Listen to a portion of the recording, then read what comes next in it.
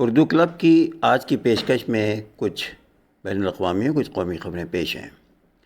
Los Angeles, امریکی ریاست Colorado کے اورا کے ایک پارک میں فائرنگ کے نتیجے میں 6 افراد زخمی ہو گئے ہیں۔ پولیس نے بتایا کہ واقعہ سپیر اورا سینٹرل ہائی اسکول کے قریب نوم پارک میں پیش آیا۔ اورا پولیس ڈپارٹمنٹ نے ٹویٹ کیا ہے کہ 14 سے 17 سال کی عمر کے 5 نابالغ جو فائرنگ میں زخمی ہوئے تھے ان کو فوری طور سے اسپتال پہنچا دیا گیا ہے۔ اس ٹویٹ کے 2 گھنٹے بعد پولیس نے ایک اور ٹویٹ میں کہا کہ فائرنگ میں زخمی ہونے والے ایک 18 سال نوجوان کو بھی اسپتال لایا گیا ہے۔ چین اور امریکہ بین الاقوامی ذمہ داریوں کو پورا کریں گے۔ چینی صدر شی جن پنگ نے کہا کہ چین اور امریکہ کو ایک دوسرے کے احترام و تعاون کرنا چاہیے۔ دونوں ممالک کو نہ صرف اپنے اندرونی معاملات کو حل کرنا چاہیے بلکہ بین الاقوامی ذمہ داریوں کو بھی پورا کرنے کی ضرورت ہے۔ مسٹر جن پنگ نے یہ بات منگل کو امریکی صدر جو بائیڈن کے ساتھ ایک ورچوئل میٹنگ کے دوران کہی۔ میٹنگ شیڈول کے مطابق منگل کی صبح شروع ہوئی۔ چائنا سینٹرل ٹیلی ویژن کے مطابق جن پنگ نے کہا چین اور امریکہ کو ایک دوسرے کا احترام کرنا چاہیے، پرامن طور پر ایک ساتھ رہنا چاہیے اور باہمی فائدہ مند تعاون کو برقرار رکھنا چاہیے۔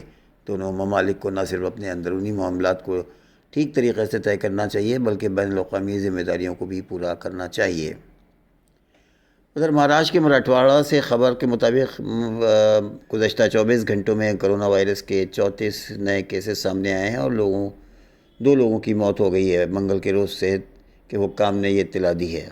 خطے کے تمام ضلع ہیڈ کوارٹروں سے ملنے والی تفصیلات کے مطابق خطے کے 8 اضلاع میں سے ضلع اورنگ آباد میں سب سے زیادہ متاثر رہا، جہاں 7 نئے کیسز سامنے آئے ہیں اور ایک شخص کی موت ہو گئی ہے۔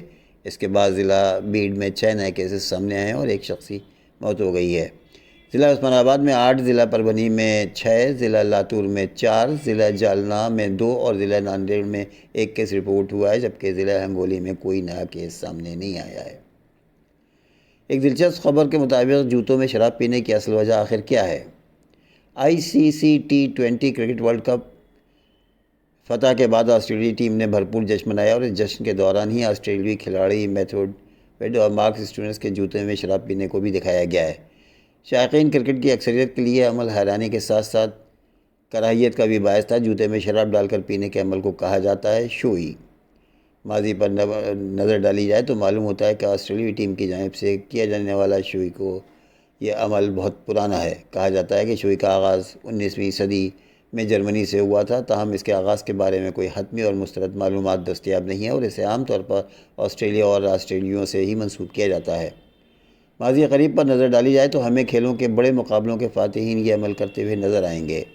کسی بڑے اسٹیج پر جوتوں میں شراب ڈال کر پینے کی ابتدا آسٹریلوی کارلسن ہیئرس نے 2015 میں ایک مقابلہ جیتنے کے بعد کی، تاہم اس وقت عمل کو بہت زیادہ توجہ حاصل نہیں تھی، مگر اسی سال ایک آسٹریلوی کار ریسر ڈیویلپر نے ریس جیت کر شوئی کو انجام دیا۔